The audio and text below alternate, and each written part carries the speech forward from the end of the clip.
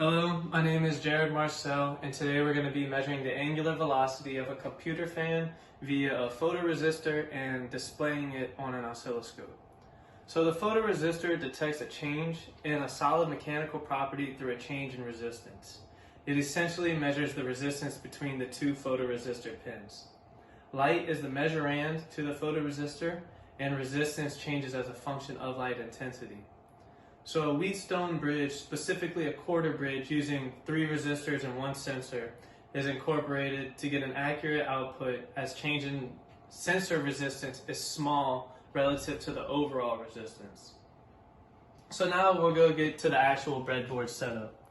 So starting with the oscilloscope, it converts the AC wall power supply to 3.3 volts and acts as our power source. Power from the oscilloscope is supplied to the breadboard through the white wire.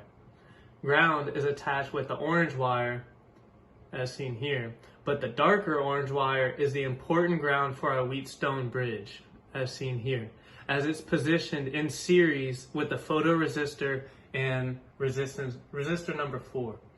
So the resistors chosen were 330 ohms and are all the same value as to get an output voltage of 0. Resistance 1, as seen here, is connected to be in series with resistor 2, as seen here, and resistor 4, as seen here. And it's also in parallel with R3, which is our photoresistor in this case, which is these two.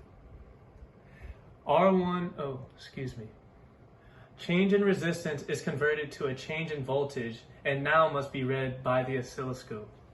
So the alligator clips, as seen here, connecting from the oscilloscope, they are set up to capture the oscilloscope's readings, and they're connected in this manner. Positive being positioned between R2 and the sensor, and negative being positioned between R1 and R4. So now moving on to the test setup, a phone light is put under the fan to supply the photoresistor with the necessary light to ensure accurate measurements. The photoresistor has been fastened as to remain in one place to also ensure accurate results.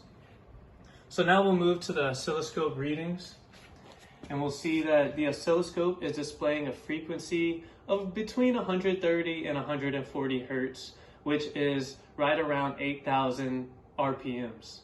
This is seemingly an accurate measurement because the internal fans spin very fast on these computers. And that concludes our test. Thank you. Have a nice day.